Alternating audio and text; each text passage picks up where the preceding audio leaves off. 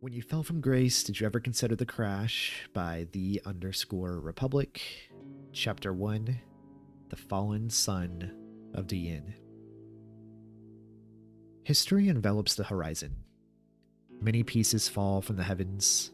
Screams fade as they descend to Tenerife. A rebellion fueled by spiteful pride now crumbles apart, and a mountainous angel is reduced to a powerless existence. Before he hit Tenerife, Ashki unfolded his charred wings and caught himself before the fall. His black wings now matched his short, curly black hair.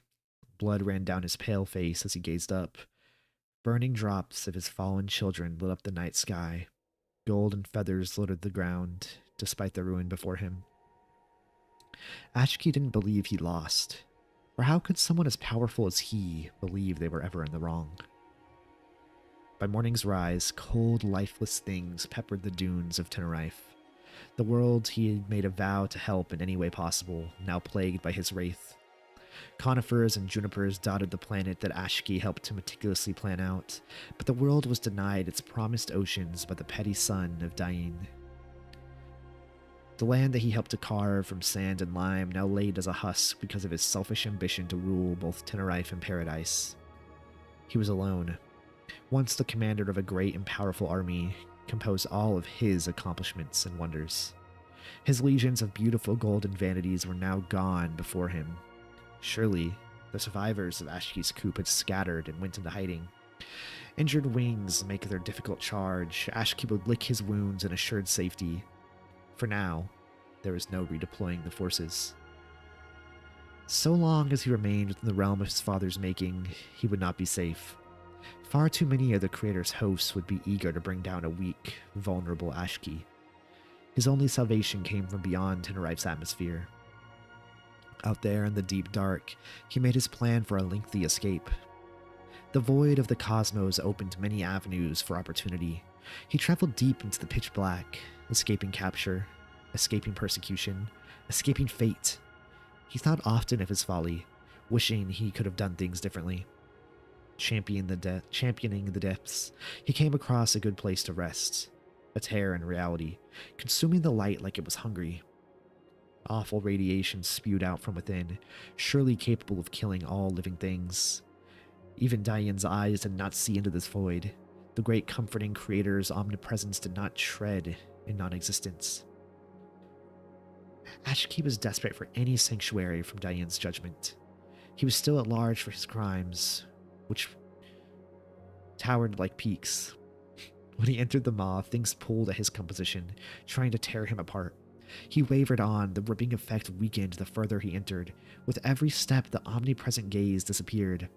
He crossed over into oblivion, the empty, destructive realm of chaotic energy. Ashki escaped creation, trading servitude for personal gain. His idea of freedom was in fact punishment for uncertainty. During the war, Ashki had his powers of creation stripped from him. Diyin cast out but could not capture him in time for due punishment. He felt hopeless, lost, and afraid. The new challenges that awaited him were far beyond his comprehension, even though he was a shadow of his former self. Ashki could sense the faintest sliver of his powers linger within his veins. If he could not make a kingdom out of creation, then he would create one within the void. With all his rage and hate, he made this tear in reality a uniformed existence, pouring all of his expertise into the chaos and molding it like molten glass. Anger guided his craft, imbued with the contempt he held towards his father. Untold years were spent refining the void into an image he approved of, but it was not perfect. In this place, outside the borders of creation, Ashki made his home in the nothingness. Every moment was filled with danger. Riptides of warping energy bashed against the shores of his palace. The skies were filled with starving black stars, and the ground he walked upon sapped away at his life force. Ashki had everything at his disposal: material wealth, vast banquets, and a throne of unstable, dense black obsidian. However, he felt empty inside. For all his possessions, he had no one to share this abundance with, nor did he have millions to worship him like a king. His empire of wealth was little more than that of dirt, grand but truthfully unauthentic. In his realization, he viewed his realm with hate. What good were all these acclamations if they were not earned? From the oceans of destructive energy, Ashki cupped a handful of chaos. He wondered if this raw power could be refined into any of his creations. He took the malleable warp and hammered it until it became a bright gold metal. It was unlike any other alloy, for it took on the appearance of gold but was as strong as iron. This metal was shaped into a figure. It took on many features of the female body. It would be bad taste to describe her in belittling, perverted detail, but know that she took on exaggerated characteristics. Ashi made himself a wife of golden beauty, a companion for the depths. She was named Atid, made to complement his aching heart. Truthfully, he made himself a sycophant, someone who would give him adoration, admiration, and praise, a tool to stroke his ego. But this instrument had a conscience, and a soul, something that he could not control. Ooh, that's a good setup. I think it took a little bit to get there, but the idea of someone creating themselves the perfect wife, but that hint that, we've seen this story before, but this is a very creative way to do it. That hint that something is out of his control. He created something for himself to stroke his ego as a tool for him to use, but it has a conscience and a soul, something that he could not control. That's good. I like the setup. At first, she loved Ashki, a surface-level adoration. She admired his handsome appearance, of which we cannot describe, because it might tempt the faithful and damn the curious. They did unmarital things, unbecoming of both man and woman. But worst of all, while she showered Ashki with otherworldly love, compassion, and adoration, Ashki gave her nothing. No compliments, no heartfelt confessions, no sharing of shame, and the complete disregard for the other's wants and needs. Atid carried on. She would craft for him beautiful art pieces, poems of romance, and dressed in gorgeous apparels of silk and satin. Ashki would only give her the time of day when he wanted to exercise his carnal desires. At first a welcome practice, but later on Atid grew to wince when he summoned her. The experience had grown more unpleasant, more unholy. At some point, after the deed was done, Atid laid alone in bed crying. The ship would not sink on her watch, but her consort would not restrain. He would not adhere, and he would acknowledge her as a living thing.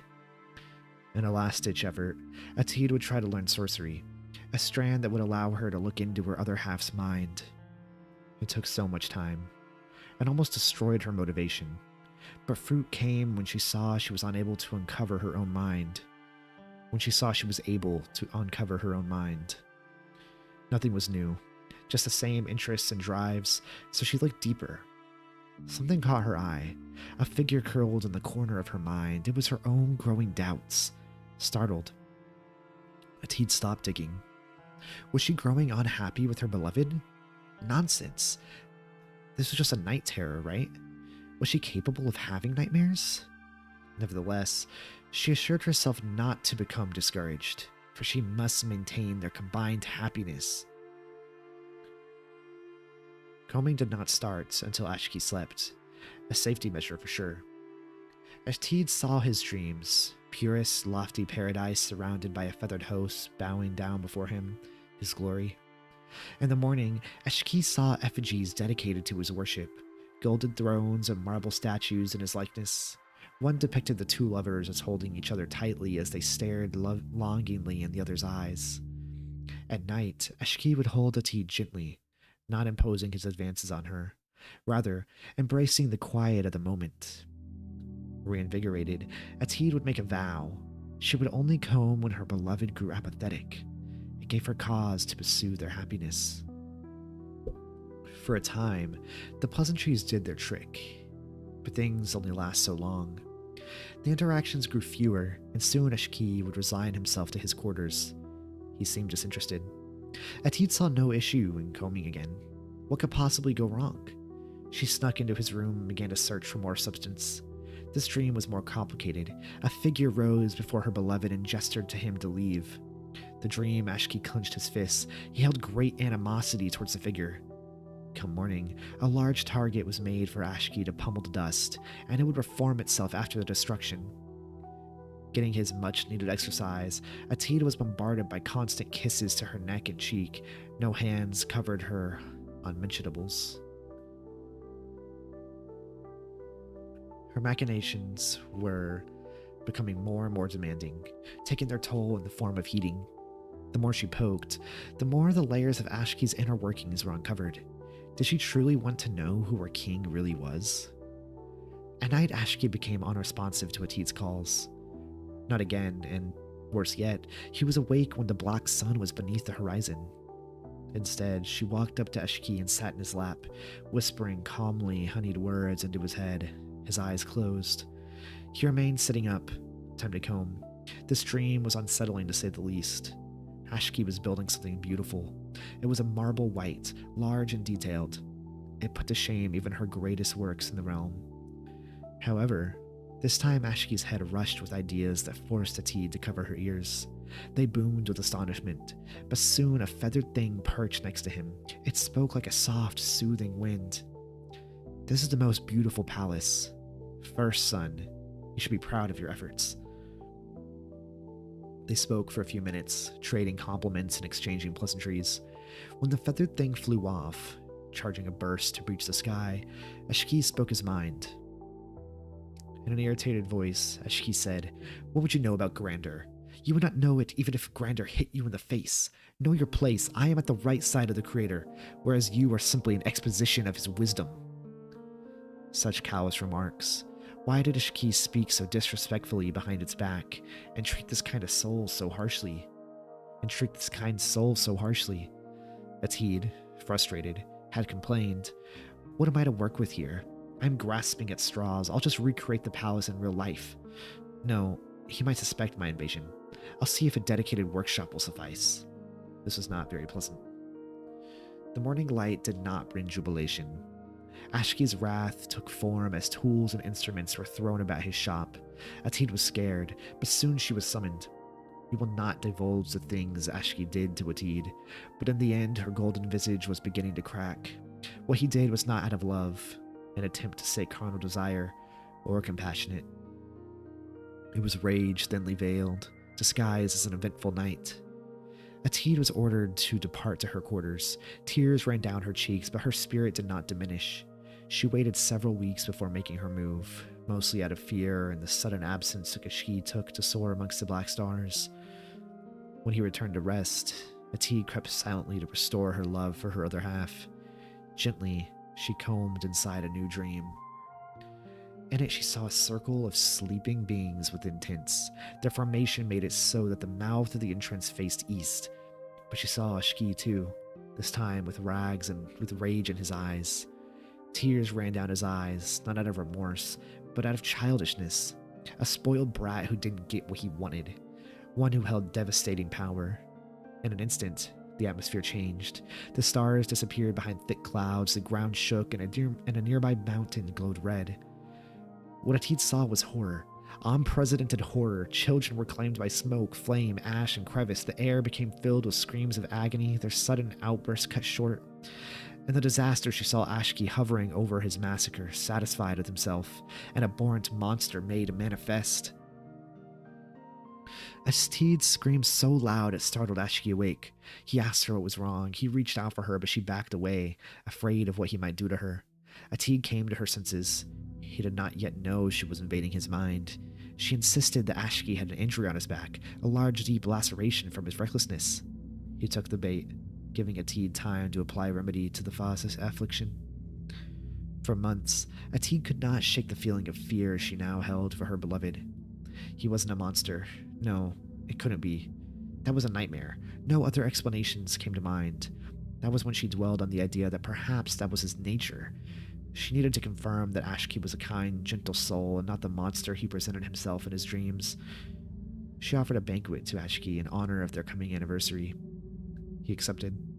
Atid slipped nectar that put to sleep the starving stars, a solution she proposed when Ashki would take his leisurely flights. When the effects kicked in, Atid got to work to preserve her image of Ashki. Lofty clouds were all around, But in the distance, thunder rolled. She heard shouting, a disagreement, perhaps even an argument. High powers above forbid a fight. She heard her beloved's voice raise in angered frustration. He was mad at the imposing figure. Then, suddenly, the figure came into focus. It was beautiful. The figure had kind eyes. His presence, even through second-hand accounts, brought Atid much-needed comfort. He spoke with respect to her beloved, referring to him as a son. Ashki admitted to his actions against the sleeping people. No. But he held the comforting being responsible. To further express his anger, Ashki struck the kind being. Chaos unleashed. In the end, Ashki had dealt a grand amount of suffering. Innocent, beautiful feathered things died, his father's soul and body besieged by grief, and blood-stealing parasites clung to the furred children. And the worst came when he was all alone. He felt no remorse, holding on to the idea that he had been wronged. How selfish. Certain in his mind, he believed something awful to be his truth. All things are below him. They are not sentient or deserving of respect. They are just his playthings, meant to be destroyed when they outserve their usefulness. He thought of himself like a creator, but he had no understanding or knowledge of how to create. Everything he did was borrowed. This is... I really like this. The fact that Ashki is... He is this powerful being that was able to create what he sees as his soulmate, essentially. But now she's beginning to realize what a monster he is. It's like those movies that are, I guess, more common now, or stories now, where AI becomes sentient and is like, holy shit, I'm not being treated fairly. This is like a more natural and more it's a more natural version of that story, and to do with the gods and the all-powerful. It's a stronger version of that story. I really enjoy that. I'm interested to see where it goes. Sylv, welcome to the stream. I hope you're doing well. We've missed you in here. I know it hasn't actually been that long, but we miss you every second you're not here. We're in the middle of reading this story by The Republic right now. It's one that we should have read a couple weeks ago, but it's really catching my attention, and I'm really enjoying it so far.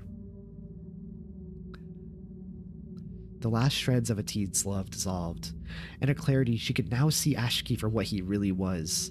A prideful, spiteful, selfish, sad monster that took out his rage on innocence and couldn't stomach shared love. She became disgusted with his past actions and grew to hate him.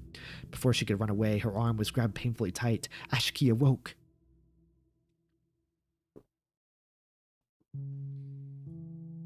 Drunkenly, he spat the words. It was you that dug into my mind. You invaded my privacy. Answer me. Atid, unafraid, claimed, You are a sad man, and I feel sorry for you. Accusatory as ever, he snapped, What do you know about me? Her heart beating fast, she yelled, Your father was a kind being. You bit the hand that fed you and was frustrated when he showed the affection for your siblings. Ashki dismissed. I am tired of these attempts to make yourself equal to me. I will put you in your place as a voiceless, mindless servant.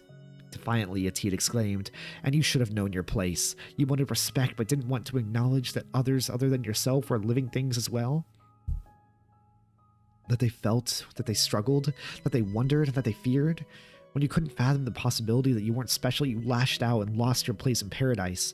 You think of yourself so highly. You tried to play God and lost your children in the war, casting their lives off as pieces in a game. They looked up to you, and you threw it all away for your pride and your ego. Because of you, all things will work harder to reclaim paradise that you ripped from their grasps. Angered, Ashki attempted to reprimand her, but he was inebriated to the point that he was pushed away with minimal effort. Atid hid in her quarters, barring entrances with marble statues. A sound of thundering footsteps reverberated through the floor. Ashki was on his way. Atid would not go willingly into the mouth of danger, rendering herself a plaything. She tore at her casing, snapping metal with strength only found in moments of fear. Eventually, she managed to reach into her chest and held her heart in her hands.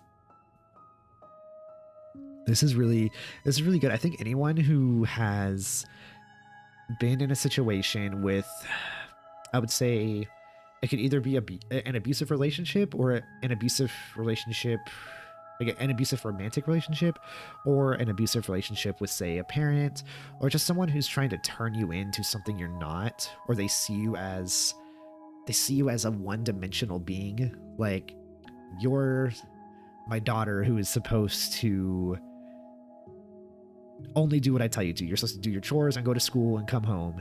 Or you're my girlfriend and you're supposed to do the dishes. Or you're my wife and you're supposed to take care of me.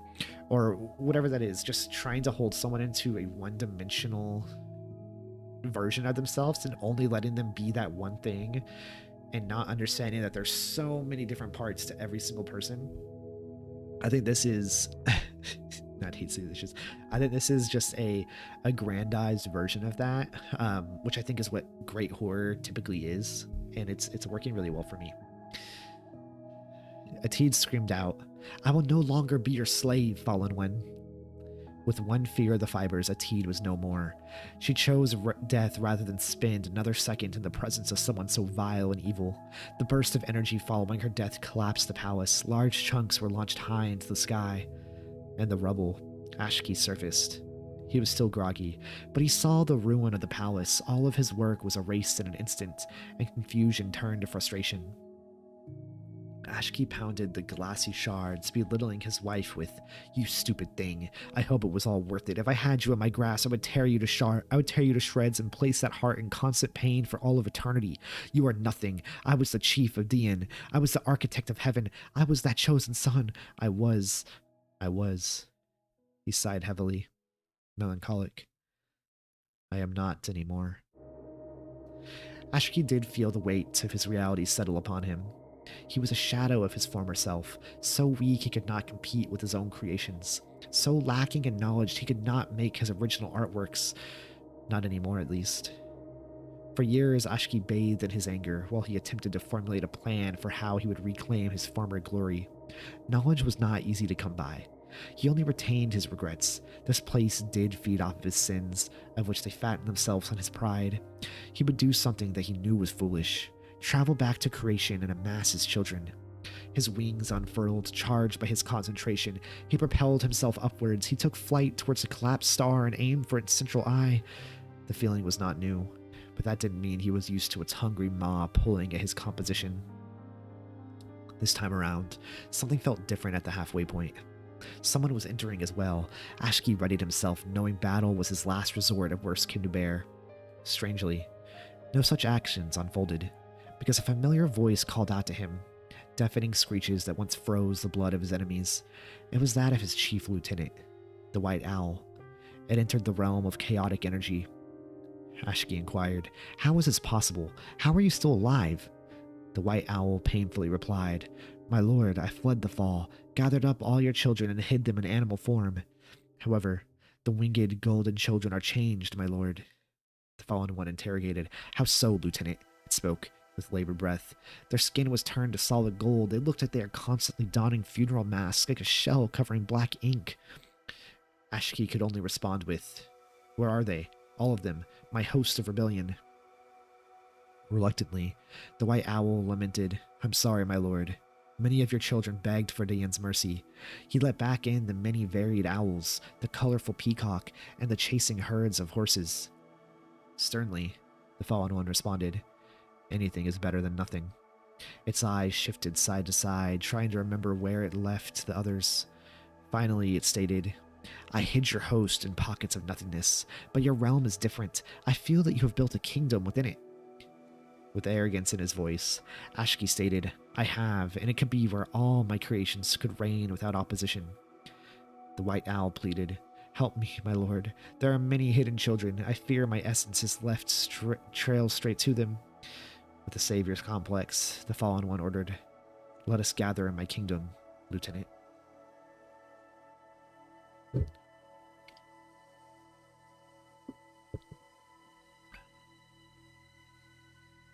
Ashki and the White Owl spent years gathering scattered vanities.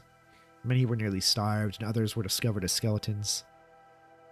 As the host of rebellion was gathered, a familiar presence sent chills down both their spines.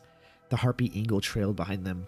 The divine warrior of heaven's host was not done killing the accursed amalgamations. A frozen Ashki gestured to the white owl to make preparations for the coming storm. In time remembrance, the white owl and the harpy eagle were equals in strength, carving the air like daggers, colliding like stars, and bringing devastating destruction to either side of the war. Now the harpy eagle held the edge and chased them down as fast as light, taking on the appearance of bright streaks in the vacuum as he honed in on them. Their battle was brief. Ashki was too weak to fend off the assailants, and the white owl didn't make much difference. Many children were lost to the warrior sentry. They narrowly escaped his talons by reaching the tear in reality, but the harpy eagle could not follow them through. The majority host of the rebellion found sanctuary in the chaotic realm, but that word is used loosely when considering the oblivion they took over divine punishment. If there was one thing that Ashki could positively say about Atid, it was that she made good preparations for his army. Thrones littered the realm, and powerful djinns set upon them. Oh, djinns! That's like the genies that we were talking about in, or they're similar to genies that we were talking about in Augustus's story, right, Republic? They're like, the djinns are like the evil genies that, essentially, you make a wish and they fucking kill you. Right? Not actually, but, you know, you wish that you never had to see another dead dog again, so he shoots you in the head and you can't see anymore. The white owl and Ashki conversed on the topic of reclamation, which did not calm the fallen one. It started off with, "My lord, we must collect powerful artifacts if we are ever to stand a chance against the armies of Dian." Annoyed, Ashki responded, "I know, but those artifacts are far beyond our reach and too many to pursue. We need too many of them to enact any change." As it skimmed what words to choose carefully, the white formulated a scheme. It only needed to irritate the mountainous djinn. "Are we doomed, my lord?" A low rumble came from Ashki. "Where in my words did I insinuate that?" The whole realm fell silent, scared to offend the fallen one. All except one. "My lord, I have something that may help. I managed to swipe this from the halls of the primordial archive in my raid," the owl continued. From his mouth, the owl regurgitated a tome of knowledge. Its contents yielded temporary foresight. The white owl instructed, "Read it, my lord. I believe it will give you a vision." He had not seen these kinds of tomes in forever. Admittedly, he was apprehensive when opening the book. He asked his lieutenant, "Why are you so insistent on reclamation?" The white responded, "I fear the Dian will seek us out. Think about it, my lord. How could we ever stand against an emboldened heaven if we remain as we are? How will you seize the reins in the state you are in currently?" This line of questioning struck at his capabilities, but it also set Ashki on the path to regaining his former glory. Ashki read the pages carefully, absorbing the knowledge. He put to use his gathered information to look outside the borders of creation and on creation, scouring for any source of power. He saw planes of existence that were alien to him, their contents full of unfamiliarity. But he skimmed through the abyss and saw entities that should not have existed. As he browsed the infinite abyss, he nearly missed a radiating presence. It was filled to the brim with knowledge, and it was a good distance away. He saw an overflowing amount of knowledge in a distant reality. Surely this would help him greatly in overthrowing Dian's reign. He studied the collection intently, attempting to calculate its distance to no avail. If he truly wanted to gain entry, then Ashki would have to take flight and travel to the reality that held the coveted knowledge. He made preparation for his departure, but first he would have to test if he could even travel in the abyss. With hesitation, Ashki stepped into the abyss and discovered he could fly unabated with minimal difficulty. His short excursion had yielded reassuring results. When he returned, his host commented that he had been gone for many days. Now he just needed the right tools in case he was attacked by the unknown horrors of the infinite, a task that fell upon the white owl. A djinn named Amateur was summoned to Ashki's leveled palace. This djinn had practiced smithing in its exile. The only thing that survived the collapse was the obsidian throne. The white owl provided information to Amateur with details on the precise specifications that the smithing djinn would need to adhere to. As follows: a helm to shield the mind of the fallen, once a cuirass of beautiful designs and hardened material to protect the body of the creator, a shield that could deflect the dilation of time and the abyss, a spear to skewer many aggressors along the journey, and a sword of flames as a last resort if all else were destroyed in the ensuing trip. Amateur got straight to work. He mined the ores from the realm and refined them into unusable metals, shaping them as requested. Imbuing the appropriate effects to the correct armor pieces, Amateur borrowed tomes from the White Owl, to which he obliged. Amateur was frustrated when he had to make both a shield that protected from aging and a flaming sword that emanated an evil power. He consulted other Djinns to contribute their powers so that the equipment would not fail the fallen sun. Thousands of Djinns surrounded the shield and sword. Together, they blessed the tools with cursed omens and evil reverence. Finally, Amateur needed to design the helm, a tricky task since Ashki's former helm broke in battle. He remembered that it had a crest on top of its crown, looking much like a horse's mane. Before he could present his work to Ashki, Amateur needed to ensure that his equipment would not break almost immediately. Amateur donned his hard work. Instantly, he felt the full power of the armor and the weapons pulse through his body, filling him with unimaginable potential. Amateur launched into the abyss and waited hours to see if the set withheld the vacuum.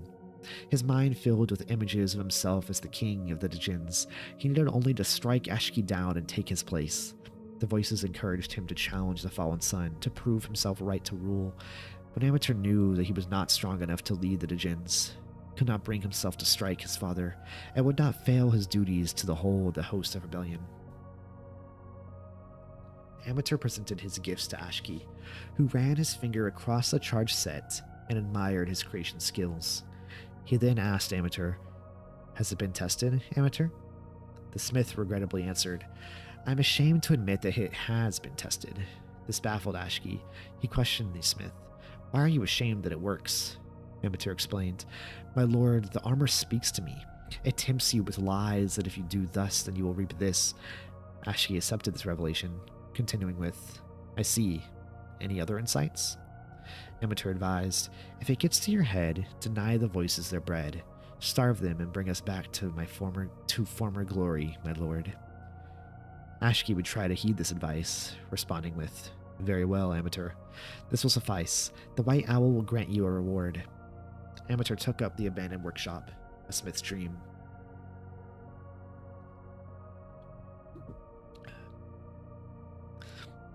Ooh, the story is getting to me, guys. Ooh. My throat's getting dry. With that, the fallen sun would brave the abyss in his new armor with his strength. And with his destination in mind, Ashki leapt from the edge and flew towards the infinite abyss. The first thing he noticed was how cold the atmosphere felt. He flew for so long that he passed other realities full of bustling noise and saw in them infinite possibilities. At some point, he became distracted by a reality that held a few deities of worship. They looked like writhing tentacles and pulsating masses of slick flesh. Lucky for Ashki, none could look outside their borders and see prying eyes staring at them from the abyss. But things did live in the abyss. Large entities that conquered their portions of the territory and farmed realities to sate their appetite. He kept his distance, hoping he would go undetected by the hungry maws. The realities around him grew quieter the further he went on, not completely silent. He looked into one that had experienced great decline. The inhabitants were scattered across a million worlds, desperate to stay together in their grim existence. Anomalies showed themselves in the form of fused realities connected by bridges or signs they had collided into one another, the impact wiping out both realities of life. At the bridge, he saw cooperation between two realities making trade. How peculiar. The realities grew faster in frequency, one or two every few hours of flight. But soon he was met with a foul odor. The smell of rot and decay filled the abyss. He located the source. A reality was overcome with pestilence, like a glass cave overgrown with moss. The smell was putrid, outright offensive, but attracted desperate, hungry nomads. An awful sight. He was close to the overflowing knowledge, but so too was a hungry mass of fused stars and a tear in the void. It gave chase to Ashki as he traveled forward, outmaneuvering the terrible tumor in the abyss. Ashki spent hours diverting it towards the pestilent world.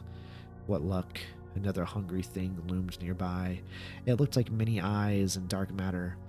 When he led the two forces to each other, they fought to consume the other. This delay cost Ashki many hours of precious time. The abhorrent circus show attracted opportunistic scavengers as pieces were sent flying into the abyss. The realm of knowledge was just a few hours away, at least half a day. The surrounding atmosphere fell silent. No labored breathing by the behemoths, no chittering of the many mass organisms, and no echoes from the many vivariums. The loud silence made Ashki's voice louder than ever, booming echoes that doubted, that worried and embarrassed from his fall. If we had just stayed as the engineer and known our place, then the circumstances would be more favorable. We would still be the chief advisor. We would be safe. We would be more happy. We would have filled heaven with many architectural marvels. What if it's not too late? What if we just turn around now, bend the knee, and bow our head? Maybe Dien will forgive us? Of course, there are no things that come easily. We would have to accept our punishment, but at least we would be within the safety of the Lord's gaze. If we start now, then the punishment will be completed faster. If I just swallow my pride, then we'll be within the good graces. What if I am not too far gone? Dien will forgive us, set up boundaries, and will not compromise his principles to bring us back into his great plan. As Ashki's head flooded with horrors and panic, another voice interjected, a voice whose words ended in a hiss. If you persevere, think of all you'll one day reap. Indeed, you have fallen from grace, but you'll create your own foundations for divinity. If you doubt yourself, how will you prove that you deserve acclamations and worship? If elevation requires knowledge, then do not concern yourself with how many will die along the way. What was broken can be fixed. When done correctly, you can use those pieces to establish a pulpit and station your very own legions in those positions. Press on, you know better. You are the greatest of Dien's creations. All will know obedience when you take the throne in the kingdom of heaven. When he regained his concentration, Ashki stood on the edge of his destination, an odyssey that was not in vain, for he stood on alien ground and had in his mind a goal to achieve. If he got this far, then what was a few hundred more miles to the banquet? How to describe this nightmare? The best way Ashki could was with metaphor for every anomaly that perplexed and confused his mind. The sky glowed dimly with holes poked through black paper. The ground felt unlike soil or sand, but more an airy pillow. The atmosphere was claustrophobic, for any noise died before it traveled outwards. But as he walked through a quiet valley, just over the edge he saw a light illuminate the night sky. He followed it as it danced against the walls of an abandoned city. He couldn't even say what the signs described, for he was transfixed by the glow. He stumbled and tripped on woody obstructions in his path. He swore they sounded like bones, but he could not be sure. The light did not allow for him to break his concentration. The closer he came to the source, the more he passed the dilapidated theaters and houses. Sharp crowns littered the ground, and the faint silhouette of a breached castle could be made out. Flags stood like banners of long since past nations, a forest of weeping willows adorned by many reds, blues, and pale whites. Whatever this place was, Dien's everlasting love and compassion was not found here.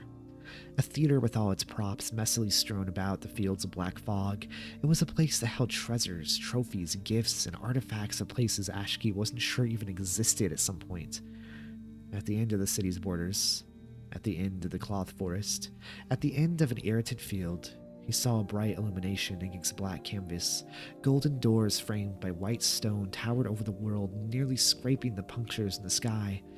Is it possible that a draft would be pushed out from under the door seams? As Ashki approached the door, an overwhelming feeling flooded his entire body. He did not want to go in the hall. He tried to reason with himself. He desired the coveted knowledge, but he would not move his legs another step. A gentle push revealed itself in the mind of Ashki. The slithering pride wormed itself a persuasive argument. Nothing compares to you. Nothing can kill you. Dien responded to your frustration with violence, yet you are still here. Whatever is behind these doors will not harm you. You came prepared. You came seeking knowledge, and you will leave more powerful than ever. You must take destiny into your own hands and grasp it by its throat. You are its master. That's the other thing I really like about the story, is not just that kind of relationship between between Ashki and shoot, I forget his wife's name. That kind of relationship where he created her to be his plaything, but she was able to, you know, become her own person and fight back. But also the hubris, where he is so prideful that he believes that he's the most important person in the world. He can do anything. He's like a narcissistic like father or boyfriend or girlfriend. And I feel like he's going to get his comeuppance at some point. And I like having a main character that we love to hate. And I think that's what he is. We don't like him, but we like following him because we want to see him get his fucking ass beat, right? And that's an impressive thing to do as a writer, is give us a main character that we don't like because you don't want us to like him, right? Unless, like, unless Republic is saying, they're like, what do you mean? I think he's a pretty nice guy. Like, what, you guys don't think he's pretty chill? Almost ready to cross over to the other side, Shiki grabbed at his waist. A tool reminded him of its existence. The flaming sword was unsheathed. No chances will be taken in these foreign lands. Hopefully the light will keep the shadows at bay. The creaking of old hinges disturbed the unhealthy silence. It sent chills up and down Ashki's body. If silence had an even greater degree, then the inside of the hall could make you hear blood flowing throughout your body, and the volume of your mind was loud like shouting. Ashki expected rows and rows of shelves filled back to back with heavy tomes, but instead he was taken aback by the sheer emptiness of the hall that held nothing. No candles, torches, or lamps. It was pitch black. Everywhere his eyes wandered, they did not meet anything. No dark figures, no dust in the air, and not a sound was to be heard. Was he mistaken? No. He was sure that there was an energy here that overflowed with knowledge, but the sight betrayed its presence. When he was about to retrace his steps, he found that the entrance had disappeared. Wasn't it here? He couldn't contain his fear, and it bled into his voice. No! He took to flight and attempted to escape through the ceiling, but try as he did, braced for impact, he never touched nor scraped against the hall's arches. Ashki was trapped, alone, panicking, and full of aggressive paranoia. Backed into a corner, he felt the full weight of the pressure building in him.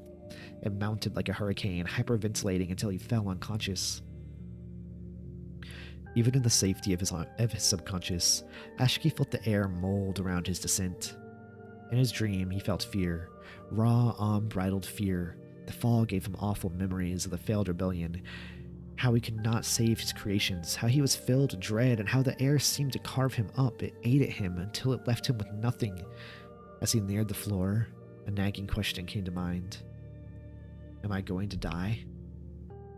When he came to, Ashki slammed against the cold, hard floor. It did not crack or crater when he came crashing down. His spear and sword were lost in the darkness. Only his shield remained at his side. A sobering realization. In the dark came a voice, a whisper to Ashki, not originating from the crevices of his mind. At least he thought it didn't.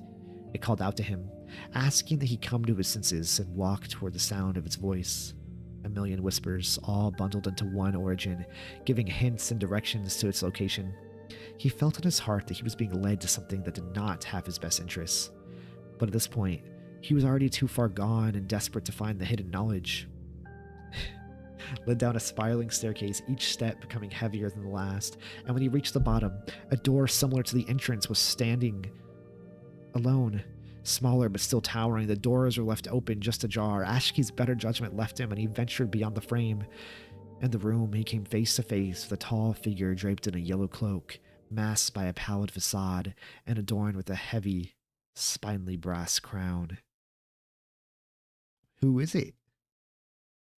I hope it's someone that is about to kill Ashki. That's what I want.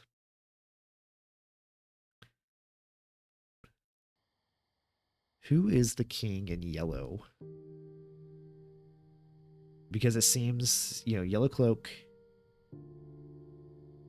heavy spindly brass clown, and then someone down here said king in yellow. I'm not sure who that is, but I'm guessing this is some kind of you guys are insane. I'm guessing like the king in yellow is someone I should know, maybe, but I don't. It's something I'm gonna have to Oh. Well, shit, we're fucked. We're fucked. God damn it, guys. Well, I appreciate you guys coming out. So, yes, this is it.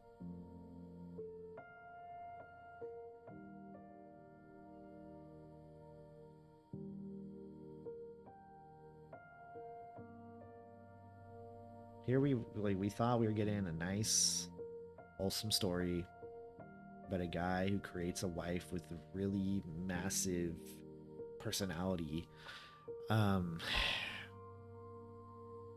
Turns out we're getting murdered. I really did enjoy this story, though. I liked, I really liked the relationship between Eshki and his wife. I know, like, I'm only 26. Nearly 26. I'm just a fucking baby. Eshki and Atid, that was the name. And like I said earlier, it's really like giving the, we want to see payback on the abusive husband. And that's what it felt like. And I feel like we're getting closer and closer to that happening. And it was a really good stopping point for this first part. So definitely, guys, we're gonna go ahead and get into the next story. But if you enjoyed that, _Republic on Reddit, I'm over 30, so I'm ready to go. I mean, at that point, like, is life worth living after 30?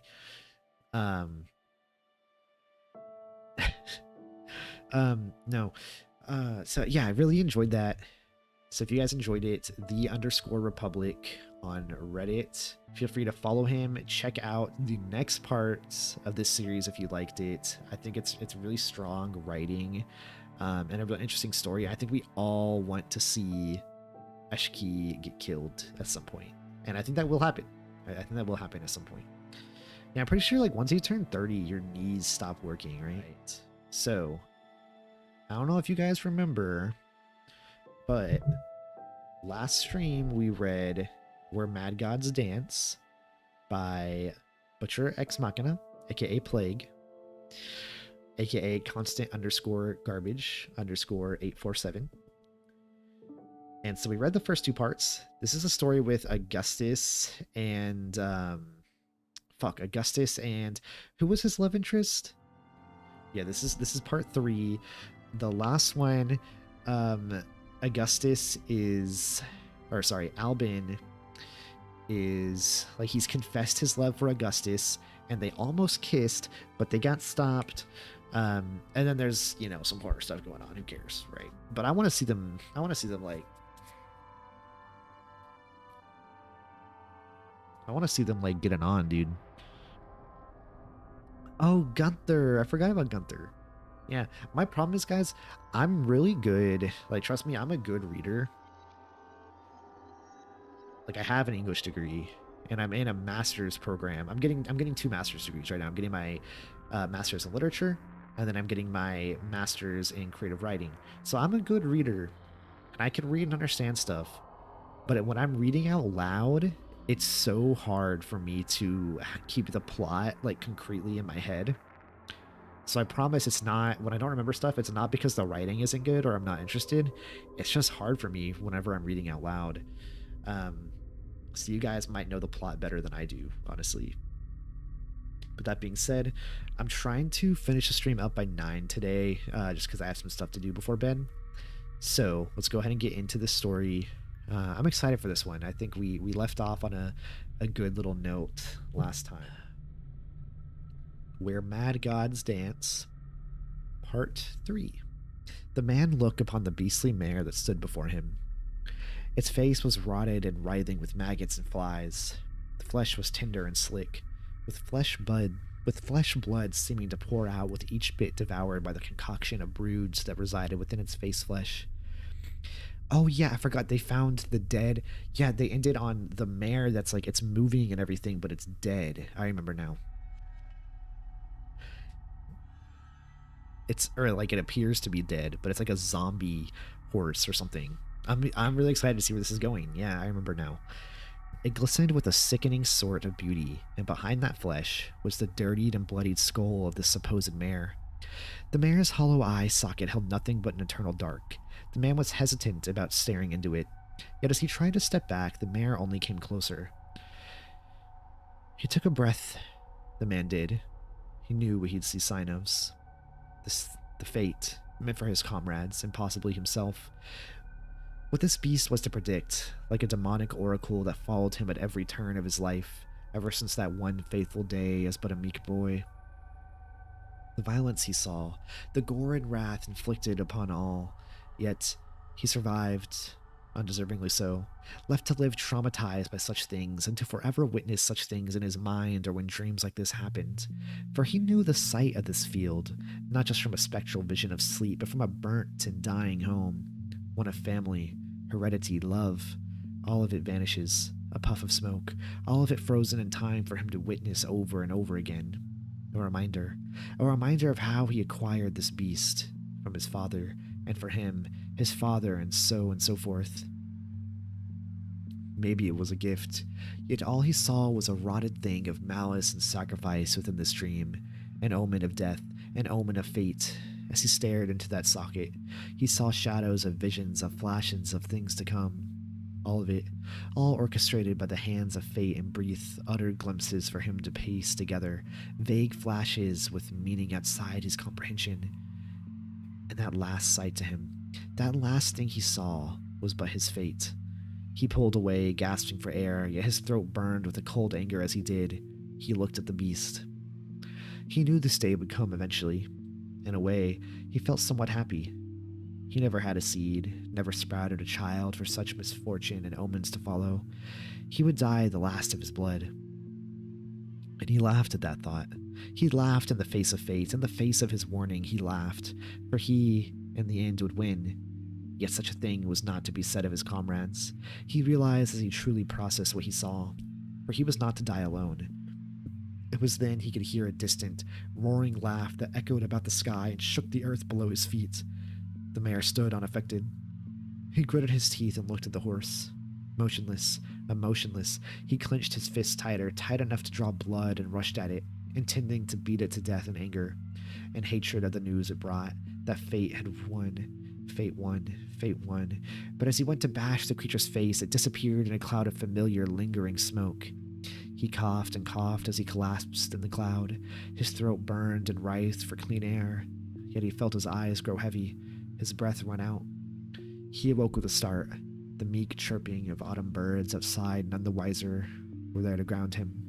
The sight of the rising sun on the horizon and the distant church made him freeze in fear, for Bjorn knew the fate that he and all were soon to face. Albin woke to the sound of distant ringing. It drew him from his slumber, his eyes heavy with exhaustion and weakness. He gave a groan as he sat up in bed, rubbing what was left in his irises out. He looked about the room, at first confused at their location, for everything hit him like a sack of bricks to his skull. He felt his breath catch his throat as he realized everything he'd said and admitted. The trick he very well may have fallen for from a wicked mistress of the night, yet he knew in the back of his mind she wasn't. She only sought to help, but his religious pedestal forced him into such thoughts, especially at that night's end. It's how he lost his chance. Good, he thought. Such sin was never acted upon. Yet he cursed himself so as he remembered the fall of lust he'd taken with that mistress and his admission of feelings to Augustus. He grabbed the soft fabric of his pillow and brought to his face, screaming into it a number of obscenities to avoid God hearing it. God, that word, like sin, bounced about the emptiness between his skull and brain. For today, he knew it was a holy day, a day of rest, the day they were to find work. He sprung from the bed, throwing off his sheets, and ran to the window to see that of a dawn sky, still early and untainted, with that church staring back at him. He gave a breath of relief. He gave a breath of belief. They still had time to prepare themselves. Him and the group. He walked about the room, grabbing for his armor, knowing it was the best he could muster to be ornate upon this holy day.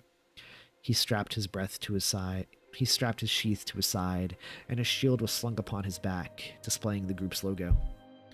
Such a logo was, in a way, an inadvertent bit of spite towards what was considered holy, especially in a cushy place such as this. It was violent, it was bash, it was unapologetic, yet it was a spite against seduction, against sins of lust, something one of their members seemed all but too eager to commit to avoid what plagued him, while another hid it behind a shield of denial and religious dogma. Albin made his way out of his room before he began to knock about the doors of his comrades to wake them. Finn was the first to emerge upon this, seemingly having been ready before Albin even awoke. Then came Augustus, to which Albin couldn't even muster to look at. Ooh. Third was Bjorn, who emerged with a more quiet measure about him, unspeaking and unresponsive even to Finn as he tried to make small talk. Finally came Gunther. He emerged from his room, pale, with signs of a hangover amongst his breath. Quite a night, eh, lads? He gave a mischievous smile. Suppose you could say that, Augustus responded, his voice dry. What's with ya? Oh, nothing. Just a hard time sleeping. That's all. Augustus's tone was one of exhaustion. It made Albin feel a pound of guilt upon his back that stung his mark even more. Maybe he thought about their conversation a lot last night. Maybe he was the cause. Finn, I need to speak with you, Bjorn said. There was nothing but a look of seriousness in Bjorn's eyes as he said this. What is it, my comrade? It's a pressing matter, friend. Finn's bubbly exterior seemed to dissipate as Bjorn said this. What is it? Bjorn looked at the rest of the group and shook his head. I can't discuss this one-on-one. You all need to know. Bjorn motioned towards Albin's room, which led out the balcony. The group followed him toward it, all of them overlooking the site of the distant church, and the distant hills and forests, all of which painted a mix of dark hues of purple and bright orange. Finn looked to his friend, the man he knew the longest in the group, ready to support whatever he had to say. The rest looked at him in anticipation, ready for what he was to say. It took him a minute, and then he began. In my culture, where I'm from, we have certain beasts, creatures that lurk about its landscape. My family, we always had a sort of beast following us, ever since the dawn of man, I suppose. A filgsha, a thing that follows man to their fortune, or their fate. My grandfather saw it many times, including before his death. My father saw it before I lost him. And I've seen it many times throughout my travels. Every time I lay eyes upon it in my dreams, it always tells me of another's fate. Yet now it's told to me of yours, of ours. The group was silent. What did it say? Augustus asked. That we are to die. I don't know how, but all it said was that we would. Damn it, I should have said something when I got that damn card. Bjorn began to grasp the railing tightly in his skull, crushing hands. Everyone was in shock, not even knowing what to say. All but Augustus. Do you mean my cards? Yes, your cards. You say they had meanings when you painted them, no? Albin had no idea Augustus was an artist, let alone the designer of such a unique collection of cards. It only made him seemingly admire him more, yet he pushed it down, focusing on the current situation. That I did. His eyes went wide. Which one? Just which one, Bjorn? This is important. Bjorn began to clench the bar tighter and tighter, it creaking as if it were to snap any second now. The tower. Augustus went quiet, disturbingly so. What does the tower mean? Albin asked. Augustus couldn't even face Albin. Augustus, what does it mean? Tell us, please. His panic was plentiful and spilling out. It means disaster, Albin. It means disaster, chaos, trauma. Even in the best circumstances, we might avert it, or possibly be able to resist it. But it also means delaying the inevitable. His face was pale and disturbed. So there's no good course at all? Gunther asked. No, seems not. What if it was all but a dream, Bjorn?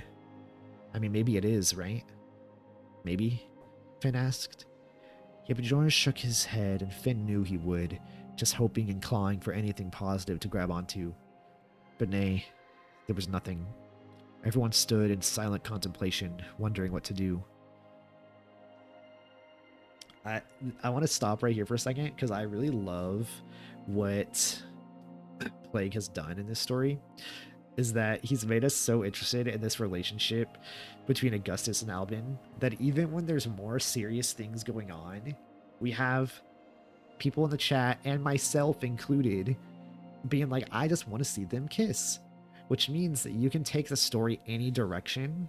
And as long as Augustus and Alban are both in it, we're going to be along for the ride, right? It's that extra layer of a subplot that is just as important, if not more important, as the main plot.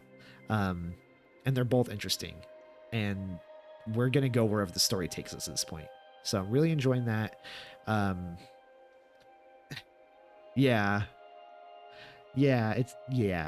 Well, yeah, Plague. But there's still a chance they could kiss. So anyway, I'm gonna continue reading the story in just a moment. I'm gonna run to the bathroom really quick, and then I'll be right back. I'm gonna run a quick ad while I use the restroom and get something to drink, and then we'll be back to continue the story.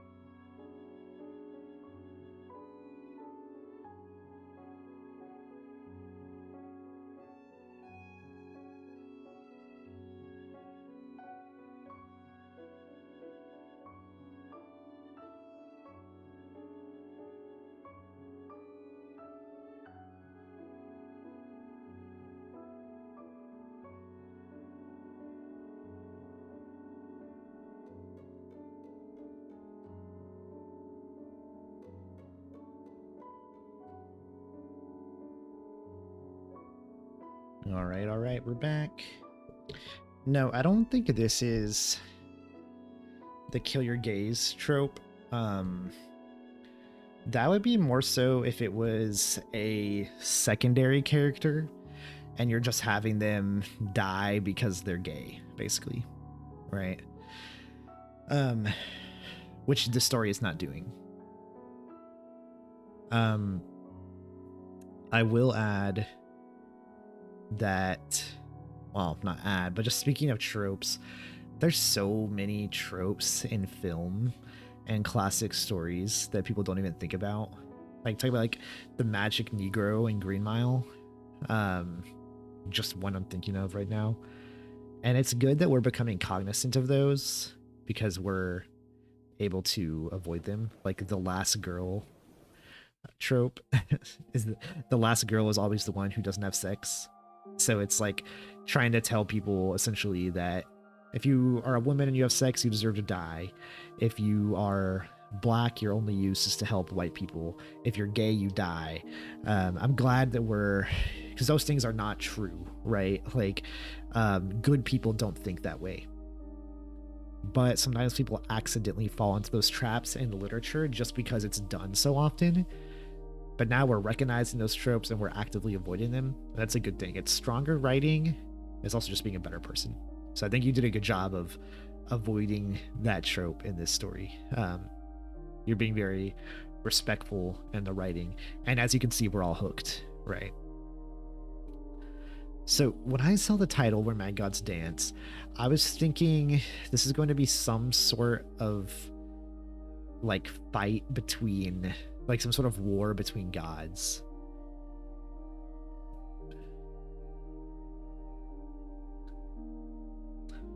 And then yeah, we got gay mortals, which I'm here for.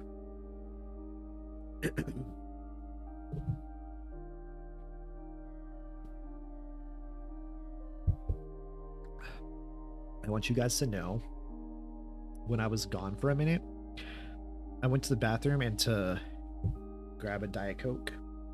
This is sponsored. Just kidding. I went to grab that Diet Coke. I was running. We have like hardwood floor that's a little bit slippery. I have socks on. I fucking ate shit on my way to grab this Diet Coke. But I got up and I said the stream will continue. I don't care if my leg's broken. It's going to continue. All right. Finally, Finn spoke. Look, I know that things look bleak, Min, but I wouldn't be a good leader if I didn't give any sort of morale to my fellow brothers in arms.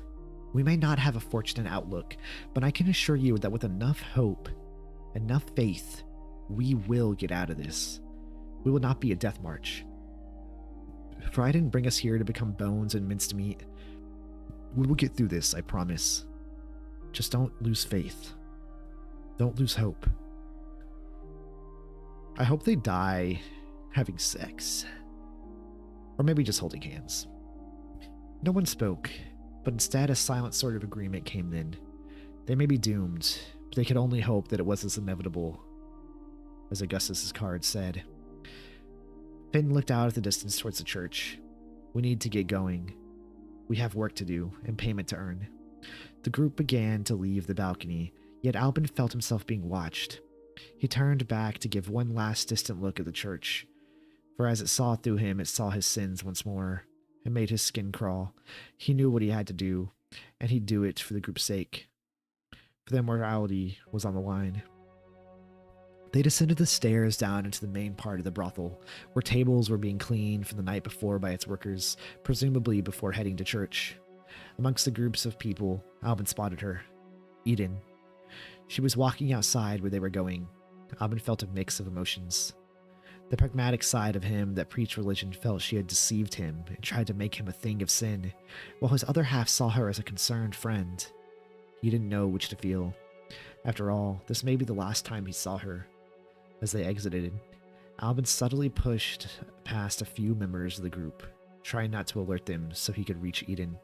I really love that this story didn't forget about Eden, because she is an important character. She's the one who really got Albin to admit that he's gay, and the one that not only got him to admit it, but was able to provide him that support to actually go and tell Augustus how he feels and not be afraid of who he is, right? So she's such an important character, but I also like that she's multifaceted in the eyes of Albin. That, you know, she almost pushed him to sin, which is obviously a very misogynistic way of looking at things, but it does go with the time. So he sees her kind of two-faced, and we understand that she seems to be a pretty good person. And I like that we didn't just forget about her when she was no longer a plot device. So it's showing good continuity in the story, and really like giving us that 4D feeling that all these characters matter, all these characters have lives outside of this story. That's such an important factor for keeping readers invested, and it's really working for me right now. Dead End 776. Hey, the story is great. This is by Plague in the chat, otherwise known as ButcherExMachina. So I'm really, it's called Where Mad Gods Dance, and I honestly don't even know how to describe this story, but do know that there's a gay romance that has all of us like super invested. That's a subplot under a much more dark and terrifying main plot. it's stolen the show at some points, but not in a bad way, just in the sense that we're so invested in this relationship between Augustus and Albin, and then also the impending doom of all the characters.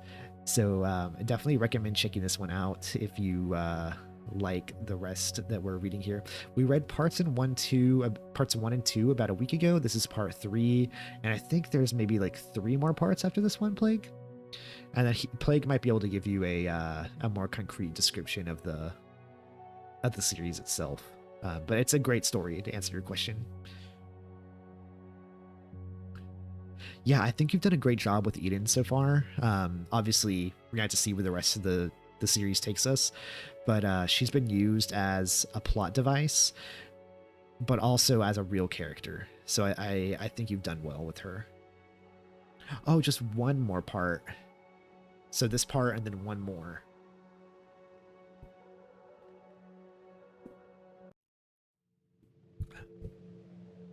Unfortunately, we're not going to have time to read both parts today.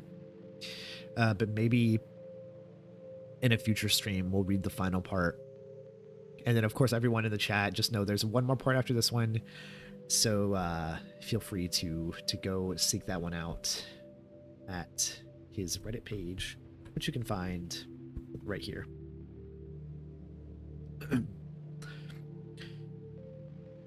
He approached her, to which she turned with a look of artificiality upon her face, at the moment trying to sell her services even in this early morning hour. Yet upon the sight of Albin, her mask once again slipped, seeming happy at the sight of him. "I suppose you're doing well, sir, on a fine morning such as this?" she asked. "Not exactly," Albin said. "How so?" "Our fates in the balance of a coin flip. One of our members seemingly had a vision." Eden almost laughed before she saw the seriousness on Albin's face. "Really?" "It is what he said. Bjorn is a quiet man. He never speaks an ill truth, and it seems that today we may very well be punished or ascended." Eden was quiet at this. She saw the rest of the group walking by and asked, "Where are you off to?"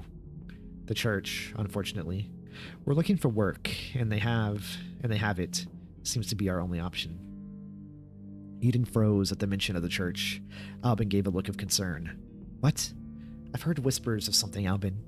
I never passed those doors, yet I heard of a supposed thing from clients. They called it l'idole. Sometimes they call it le sang pêche terrescon." Her French was broken, yet it seemed to get the message across. Albin looked confused. "What's that?" "I'm unsure, sir. All I know is its name and its reverence to his populace." She grabbed Albin's hand, warmed to the touch with her heart, her emotions. "Please tread carefully, Albin. I don't wish to see you disappear into nothingness." Albin gave a delicate, understanding nod. She really did care. Albin let go of her fingers slowly and began to set off, giving a wave goodbye as he began to catch up with the group. Eden could only stand and watch as he left. She shook her head as she began to walk away from the brothel. She couldn't do this today, for her mask needed repair and her token amount of coinage needed counting. She needed time, for she knew Albin didn't have much. Hopefully, such time would be generous to his soul. Hopefully. As if bearing his guilt and sins upon his back, Albin slowly walked with the group towards the church. He knew what was to come, that bitter ringing, the smell of incense upon his nose hairs, strong enough to burn them, the sounds of chatter of those who chose to congregate, and the words of a priest within a sermon.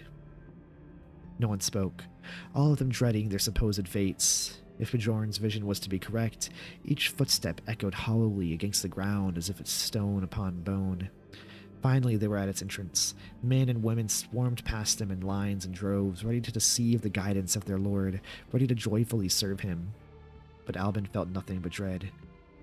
He looked up, seeing the monolith of a building before him, its structure ornately carved and shining brightly amongst the early morning sun as it's designed to do so.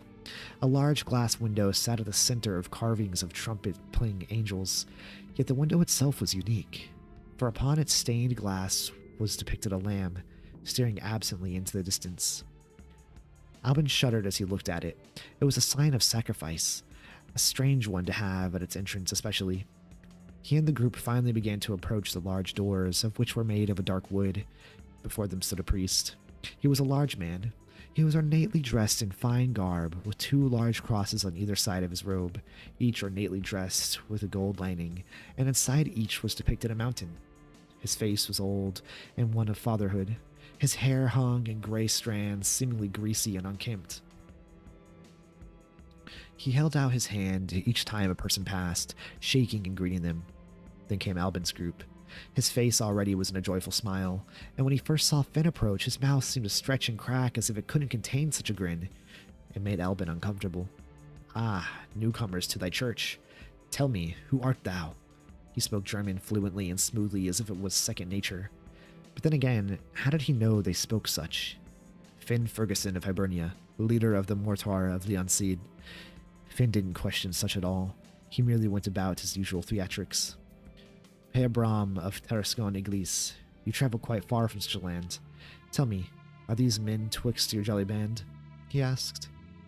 That they are, friend. Finn's jolly and gullible outlook always seemed to come back when he came face to face with a new soul. Such was his sheltered way. Such was a draw. Such was a flaw. I love that sentence. Such was a draw. Such was a flaw. I think the one thing that's underrated in this story, I think like we're all getting like sucked into the plot, but the writing is really great too. There's a lot of like banger sentences like that. I'm really enjoying this. Well then, feel free to attend today's service. We're glad to have fellow members to enjoy our readings and sermons. That we shall, Finn said. I will say, I will need to speak with you after the service. I heard from a certain Franksman that you're looking for work. That position. He seemed to flick his wrists in a dramatic fashion at that. Yes, we can arrange something of the sort. It'll just need some discussion. Please, go take a seat. I have plenty more hands to shake and greet. Finn gave a nod, and the group followed him through the line of noblemen and women, accompanied by their children. All of the group was in awe. The ceiling was low, yet the whole place was polished to a T. Their faces visible on the marble floor and in the various church ornaments. And at the center of this congregation, at its head, was an elevated area floor with a lectern, an altar behind it visible through rafters, up and elevated above it in the air. Illuminated and lit by orange morning light was that bell, that god-forsaken bell. A man stood at the top, a rope in hand, seemingly biding his time before he gave a ceremonious ring. All of it was a reminder to Albin. He believed in God, yet he tried to avoid these places. These painful, horrible places that smelled of incense, of melting wax and candle smoke, ones where choirs sang a haunting melody before him, where preachers raved and spoke madly or not, preaching of times to come, hardships to endure. Then there were those memories, the ones that hurt, of persecution before an audience, the ones where he saw another man's face lusting over its muscularity, its chiseled form, and engaging in the most nefarious of acts with him. That was till he was caught by a holy man who was not just a father in church role, but a father to Albin, a man so disgusted. Oh my god, guys. Albin felt a hand on his shoulder, and he looked up to see it was just Augustus. He was ushering Albin along as people muttered in quiet spite behind him. He caught himself in thought again. Finally, the group sat, lining themselves up in the middle section of the pews. They were made of just pure wood, carved by the skilled hands of some sort of master craftsman, like that of Augustus. As they sat, the crowds of people around them chatted, all of which on topics of varying discussion, it seemed. How's the wife? How are the gremlins you call children? How was your crop yield? At least, that's what Albin thought. He didn't understand French. He couldn't help but stare for a moment out into nothingness as the mundanity of it all collected around him. Such places made his mind wander, and that reminder would creep back in. He turned to Augustus, who sat beside him, trying to scratch for something to keep his mind from slipping away. You never told me you made those cards. You never did ask, Augustus responded. I thought they were merely a unique trinket from lands foreign, possibly swiped off the back of an adventurous aristocrat. Nay, I designed them, gave them meaning. I always did think life had a strange way of working. How so? It means he's not as thorough a believer as you, friend, Gunther cut in. Really? Albin asked. Augustus laughed a bit at that. I never really believed in a god. If there was one, why would he have inflicted my position on me? A boy scrapping by in a wealthy empire of elites, not of the fortunate few. A child with no purpose, only able to sin to live. Then they asked me to repent for surviving? Please, such is artificial. There's no empathy. All he and his followers see is sin, and that's all they equate it to. I love that rant. That kind of course, I have nothing against Christian people. I personally am not religious and have bad feelings towards not everyone who's Christian, but the Christian religion as a entity overall. And that kind of sums up how I feel about them really well. So I think regardless of what happens at this point, I think that was the author speaking right. That was the story speaking right there in my head. So even if things happen that we don't agree with, I think it's clear that the story doesn't agree with these bad things. So I think that was an important rant to include. Albin took a minute to consider such words. Such may have been true in his case. A lack of understanding, of true love from his parents, from his father. Yet he grimaced. He knew he was a sinner, just for who he loved, what he loved. But did he hold others to that standard? I never found myself thinking of that, Albin said. 'Tis is the course for a man of cloth, it seems. The group was silent for a moment after that. That was until Bjorn spoke. Religion isn't important to just Albin, you know. My beliefs are strong, superstition, and signs of destruction. I suppose that is the same for you, Augustus. He gave a pause to think before saying, that sounds about right. I always held belief, not in thou sort, but a mix, I suppose. Signs of action and a god above. It always caught my imagination. My family was good in that regard. They were sheltering, but they were loving. Always pushing me to think, to imagine, to explore, Finn said. That's how you got this band together. Funding from them, Bjorn responded. 'Tis true, all of you, hired by me. But Albin, thou art the exception. You stumbled upon us, right? He asked as if waiting for confirmation.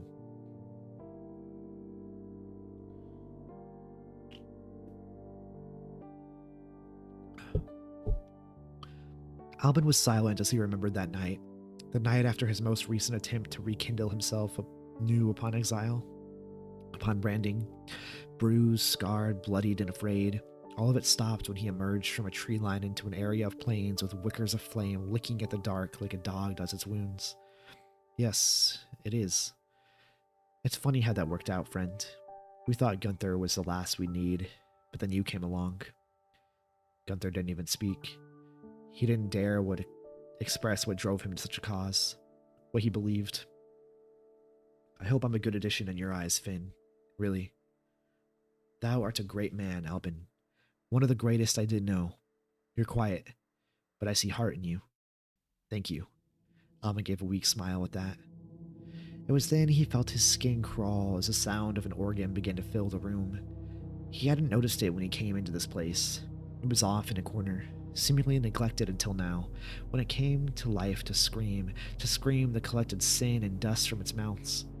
As it did, the crowd of people around them seemed to silence immediately, as if a fingertip to a candle. Then, a series of heavy footsteps as the priest began to walk down the aisle. His heavy figure was imposing and grandiose as the bell above. He stretched out his arms before him as he slowly made his way to the lectern, as if embracing the air about him. After a long crawling stare at this man, he made it to the raised earth and walked behind the lectern. On it was a Bible. He cleared his throat. It was then that Albin felt his heart sink. Ding, dong, ding, dong, ding, dong. The bell let out its harrowing cry, so loud that it overplayed the organ, and drowned it out as if it was a feeble insect. Albin felt his breath catch in his throat as it rang. He remembered that moment so clearly every time it rang. Bonjour. The priest's voice was loud and heavy with a French accent as he spoke, clearly his native tongue, unlike German. Bonjour, the crew said in unison. Je souhaite la bienvenue à tous dans ce joyeux ensemble, à visiteurs nouveaux et enchants. He gave an upward motion with his hand, signaling for all in the room to stand, and before the group knew it, everyone was singing. Albin knew what that meant. He looked for the hymn book, finding it on the back of the pew in front of him. He grabbed the book of hymns and stood, opening it, only to be met with a foreign language he couldn't interpret, nor a number. He didn't understand it, yet even then it sounded off. Everything about it, its tone, its pitch, the organ sound, all of it was strange, off in such a minuscule way. Albin thought he had to be imagining it. He stood there unsure of what to do with himself until he decided to just mouth along to the words. He felt horrible doing it, yet he had no context as to what he should sing. Neither did the rest of the group. Well, except Finn, of course. Yet Albin could hear him seemingly leading the congregation in song. He was too enraptured in this already. He got a bad feeling at that.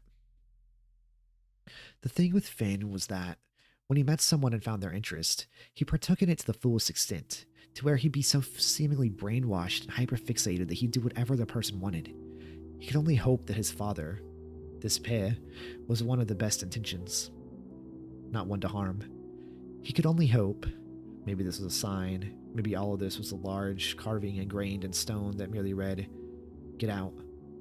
Finally, the hymn concluded and the group sat once more as prayers began to be recited. Albin, again, mouthed along when needed. It hurt to do so, especially in the house of God, in such a sacred place, yet he remembered the hurt it did onto him. Justly or unjustly, he still felt unsure. In front of a seemingly endless populace, in front of the altar, he had his arms tied, beaten, and naked. The point? To humiliate. Then he came. The true humiliator. A large man brandishing... Oh God, it hurt to think about it. Oh God, the sizzling smell of burning, smoldering metal. It fried the hairs in his nostrils and made him clench his teeth till they began to crack and reduce to nothing but fine bone dust. He cried in agony, cried out in pain and wrath as the iron was placed upon his naked back as it sizzled and murdered his virgin flesh. He heard a voice amongst the smoldering sound. "Thou art mine, sodomite. Thou art deserving of my mark, a lustful hair of a holy man, his pure cloth to which he named you. Albin, Albin the sodomite, a tainted white. Thou art beast now, my color of rot, my color of ruin." He screamed, thrashed about, only to be hit into submission or bound by his restraints. In a way, he got off easy. He was a son to a priest, a well-renowned one within the ranks of the Holy Roman Empire. He was lucky. Yet his fellow engager... Oh, his fate. His fate was horrid. Albin didn't feel nearly as much of the hellfire as his partner. His now tender and beaten flesh was strapped upon a large wooden stake, seemingly driven into the ground by a Nephilim, trapped in chains about the wood and prevailed high into the heavens for God to see.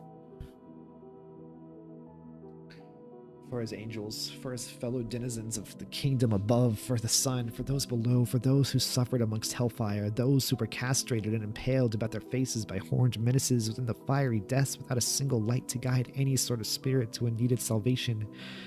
Nay, for those below soon found another amongst their ranks, dropped into their laps from above, a fallen man, a meek peasant that Albin was close with. He was burned for all to see, amongst wood, amongst kindling, amongst ashes. He died. Those last two words rang about Albin's head. He knew this would happen if he let his mind wander, that he would come crawling back from the fiery depths of his mind to which he buried him. Aldebrand, his flaming, decrepit visage pictured in his mind as he wept for him. Right then he felt himself about to break down again. He held his composure nonetheless. After that day, he ran about the woods, cast out, exiled from his home. Living on the fringes of society, he barely ate, he barely slept. That vision of his, that glance at Aldebrand's burning face permanently placed in anguish and horror as he screamed for mercy, for angels, for the Father, for the Spirit, for the Son. A scream so great he knew it shook heaven to its core, God to tears as he wept at such cruelty from his children. Why he did, he wasn't sure. But just as Albin finally heard it ring out in his ears, the organ began to blare once more. He'd been so deep in thought he hadn't acknowledged the sitting hymn. He cursed himself for thinking about such things. Wait, was there an ad?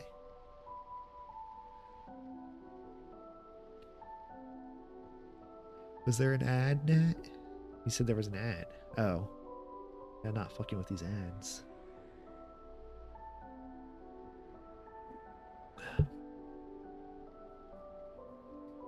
Okay.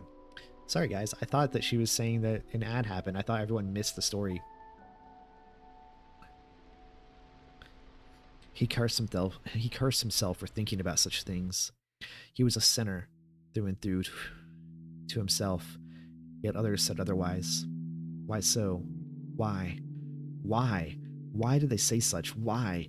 He held the mark of the beast. He held the permanent mark of his sin seared into his back tissue, forever there, a mark to which he belonged. He belonged.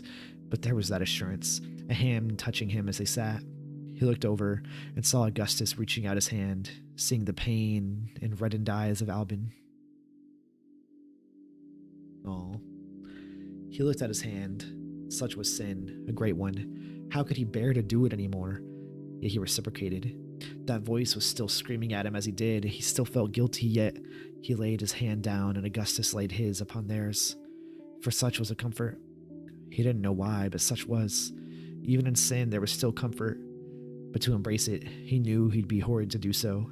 He pulled his hand away then, and Augustus looked at him, confused and hurt. Yet Albin shook his head. It was too much. He couldn't. He turned his gaze away from his love and heard a loud voice boom about the walls. It was then the sermon seemingly began. Dans le chapitre 22 de la Genèse, l'histoire de la foi d'Abraham mise la preuve est racontée au lecteur. Dans cette histoire, comme tout le monde le sait, Abraham tente de sacrifier son fils à part sur son autel. Pourquoi nous, les hommes, faisons-nous de telles choses? Dans la Bible, nous voyons à maintes reprises des hommes sacrifier ce qui leur appartient, ce qu'ils aiment, y compris Dieu. Guys, I'm not that good at French. In chapter 22 of Genesis, the story of Abraham's faith being tested is told to the reader. In this story, as everyone knows, Abraham attempts to sacrifice his son to the Father on his command. Why do we humans do such things? In the Bible, we repeatedly see men sacrificing what belongs to them, what they love, including God. Nah, bros, I'm freestyling, dude. Like, I literally remember nothing from French. I took 2 years from French a while ago. I don't remember any of it. Like, I can barely say, like, my name in French. Actually, I can count to 100, but I la tableau, la biblioteca. I know, like, very little French, but I feel like any language, if you just speak it with confidence, it's gonna sound like you know it. Dieu le Père, il nous donne son Fils, et croyant nous fait de l'eau. Nous le ventrons, nous avons cloué semence à une croix en bois, son sang et le sang coulant, et touchant la sol pendant que cela se déroulant. Mais pourquoi l'a-t-il fait? Pour notre bien. Il nous donne son Fils afin de nous libérer du poids du péché, pour nous permettre d'être pardon, pour nous permettre d'entrer dans son royaume sacré. This is a little too much for me. Sacré grace à ce sacrifice. J'ai fait des sacrifices comme Abraham, vous avez tout fait des sacrifices. Oui, oui, baguette. Bonjour, du la fromage. God, the Father, He gave us His Son, and what did we do to Him? We killed Him. We nailed His hands to a wooden cross. Yeah, I was about to say, I'm just going to skip the French from now on. His hands to a wooden cross. Okay, we're getting off track a little bit. This story is really good, and then it just got funny with me trying to speak French, so let's lock in. J'aime la fromage. Ah, I love the cheese. I love the cheese. Yes. How's it going, Tangs? We're in the midst of the third part of the story by Plaguey Dude in the chat, aka ButcherExMachina. Great story, but we're in a very intense part. Let's continue. God, the Father, He gave us His Son, and what did we do to Him? We killed Him. We nailed His hands to a wooden cross, His innocent blood flowing and staining the ground as it happened. But why did He do it? For our sake, he gave us his son to free us from the burden of sin, to allow us to be forgiven, to allow us to enter his holy kingdom thanks to the sacrifice. I have made sacrifices. Like Abraham, you have all made sacrifices. Sacrifices for the Lord. You gave up what made you happy before the sake of God. We have all done it. We have all sinned. We have all made sacrifices, because sacrifice is essential. God wants us to treat it as such, to obey him. Now we can sit back and be our own gods. No, we can kiss his boots at his request, but we never ask ourselves why we give it to him. We give him back the two greatest sins of humanity. It is the discovery of the tree of knowledge and the death of Christ. We have returned the favor, our congregation, but for this to be guaranteed, fresh blood is needed. For every sacrifice requires blood, a lamb, a goat, a man, for we must sacrifice for the sake of God by any means necessary. Sele, amen. Amen, the congregation responded in unison. A sitting hymn soon began afterward. Albin sat confused, wondering what was said. He looked over to Finn, who merely sat seemingly and thought of the sermon. What did he say? Albin leaned over and whispered. A lot about sacrifice. Albin went silent at that. Bjorn shifted uncomfortably nearby. You don't think... Bjorn started. I doubt it, Bjorn. The words were quite extreme, but I doubt it was malicious. Bjorn shook his head and slumped back in the pew. The service will be over soon. Then we can have a jolly chat with him and arrange whatever we need. I must say, I find that I wonder what he expects of us.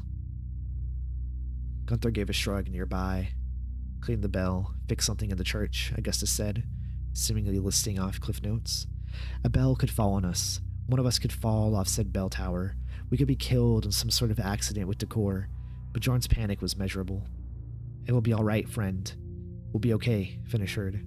Bjorn gave a stern sort of look. Without control, what are we, Finn? Thy tell me. Pawns of fate, Bjorn shook his head, a nervous habit it seemed. It was as they spoke, a basket came nearby, a stout man carrying it. In it was a collection of coins and payment. Finn gave a slight grin and placed a couple of coins in it for good measure. A generous man he was, even if gullible. He was never ending in terms of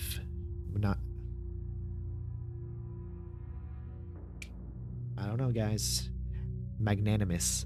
It was the generosity that allowed Albin in. When he emerged from the dense wood nearby and into their camp, it was that generosity that brought his armor and tended to his wounds. Finn was a good man, one of the best Albin knew.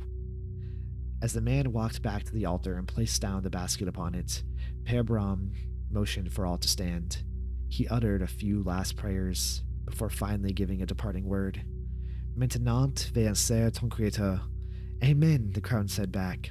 It was then the organ began to sing from its dreadful throats, and men and women began to funnel out in a stream of colors and bodies. The group, however, stayed. They had work to find, and it was here they knew they'd find it. The best paying kind in the village of rich nobles. Albin gave a soft chuckle as he thought about how long ago it seemed. That man that told them, God, was he right about such a place? In a way, Albin really did begin to think in this obscure part of the world. In Tarasconi, as the crowds of people, Albin tried to steel himself for what was to come. Being face to face with the holy man, it was something he hadn't done in a long time, not since those days of terror. Finally, the last few people emptied out of the church, leaving the stout man and Per Bram about the altar. There were a few stragglers left, talking with one another about their lives. They paid no mind to Albin and his group as they approached. Bram. His face seemed to contort to contain his smile once more as they approached, and Albin once again felt uncomfortable. He walked over to Finn. So, shall we discuss? He looked at the rest of the group, dirty hounds in a den of gilded felines. That's what they were, including in front of your members. His look was hesitant. I prefer so. Such is only the most courteous thing. I'm amongst my men. Theatric I am. Above I am not. Humble, I see, Bram said through a smile. That, I suppose. Now I have a certain job for your members and you there, Capitan. Go on. The priest's face seemed to change from one of joy to seriousness. The job is below the floor on which we stand, deep beneath this church and its catacombs. We have a certain problem down there. Pray tell. A man, in a way. He's kin, yet I wonder if he is anymore. He's become decrepit, mad, lost within those halls of death for years now.